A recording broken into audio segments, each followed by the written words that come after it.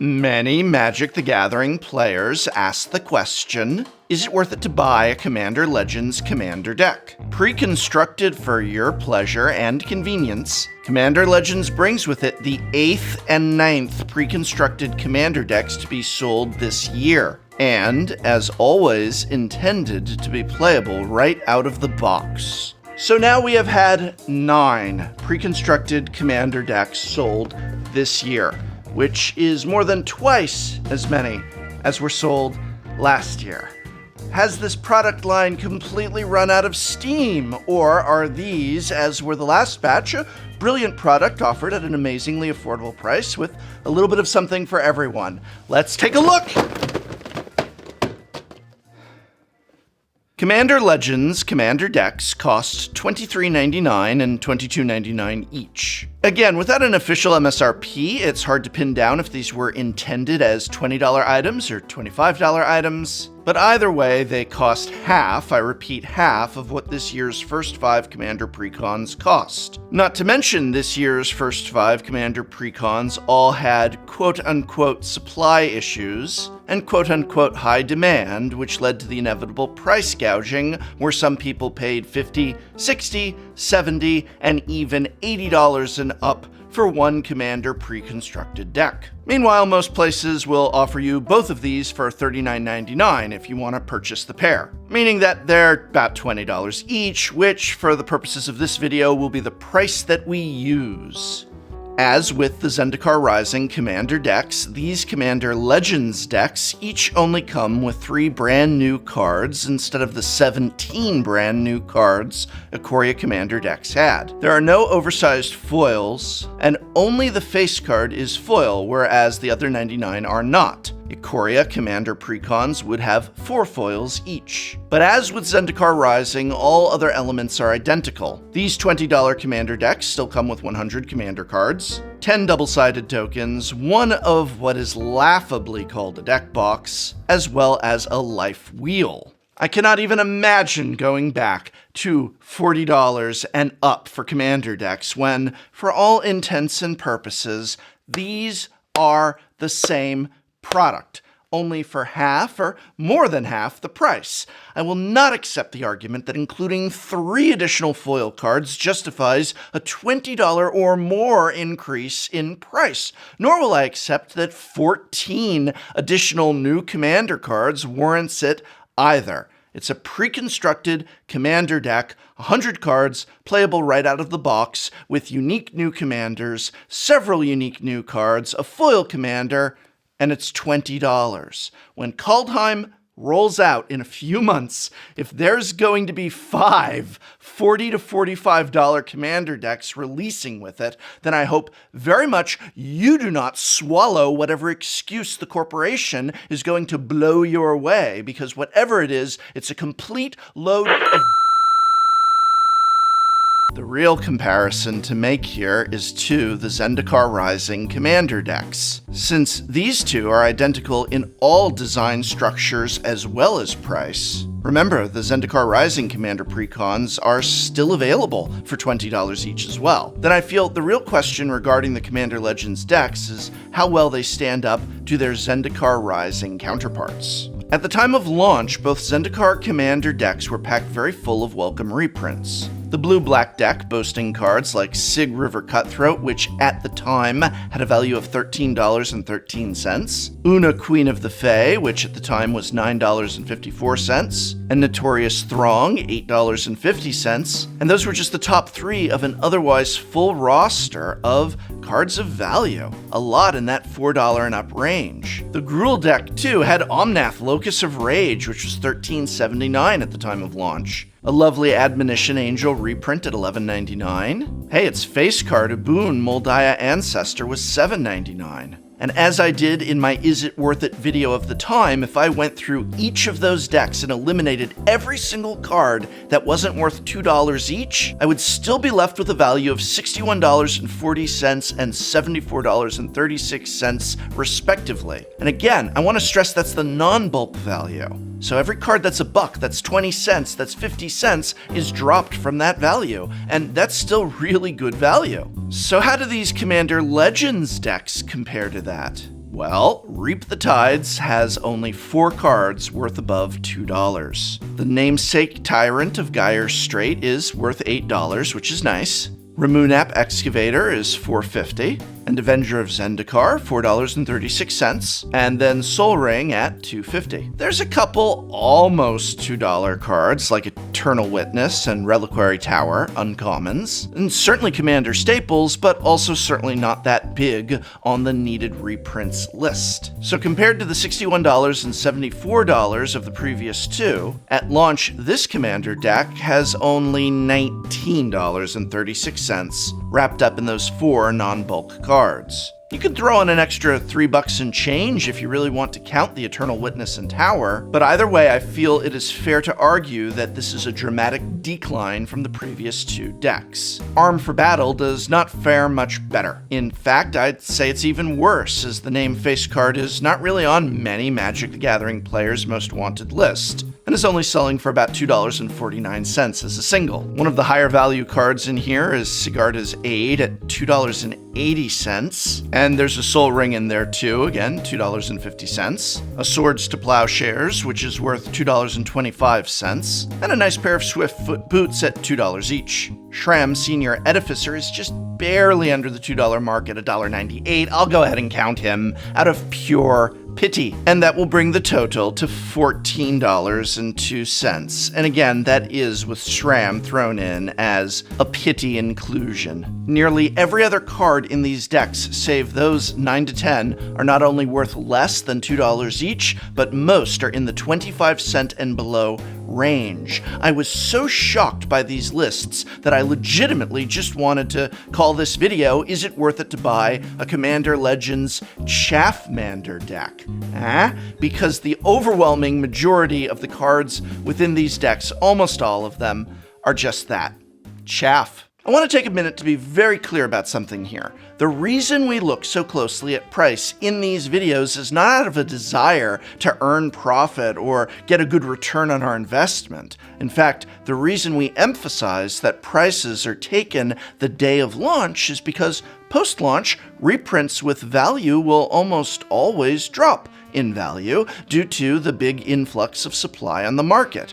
Indeed, the Zendikar Rising decks today have depreciated in value post-launch. This is what happens, but nonetheless, it is an important thing to look at because the card value on launch is a clear indicator of demand for, and, in all honesty, quality of, most cards. Let's be honest here, the reason cards cost what they do is because people want them, and the majority of the time, people want them because they want to play with them. Just look at the discrepancy in prices between the face cards of these 2 decks. The Simic Commander, dull surprise, has a value of $8, whereas the Boros Commander, again dull surprise, has a value of just above $2. The supply on both of these cards is equal, 100% equal in fact. So why is the Simic Commander worth more? Well, because people want it more. And why do people want it more?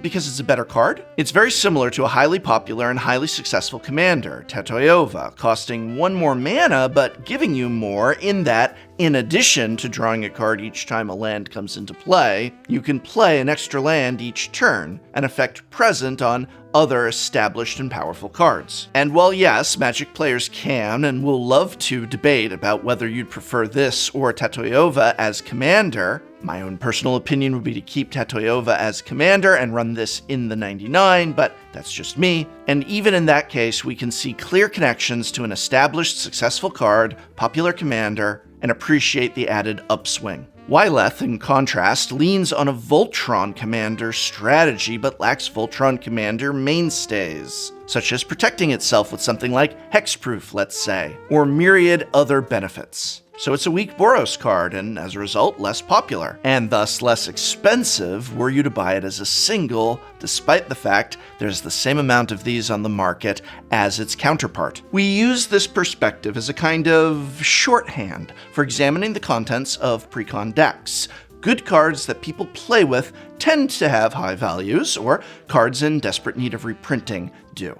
And while that is not always going to be the case, it's a good indicator of the quality of contents of a deck. Paying $19.99 for a deck with cards like Una, Queen of the Fae, and Sig River Cutthroat, and Omnath, Locust of Rage, and Admonition Angel, as well as a solid collection, literally dozen or so cards with values in the $4 to $8 range, helps us see that this is a deck that is including in it a lot of cards that players want. But these decks, this is a lot of cards people don't want. Simic Sky Swallower, Elder Deep Fiend, Rune Expedition, Sphinx of Athun. These are chaff cards in Commander. The list is huge. I'm not reading everything out because it's just the deck list. But here we go again with a mana base that has guild gates, life gain lands. Karoo lands are great in Commander, but not when they're Jungle Basin. Literally one of the worst bounce lands there is,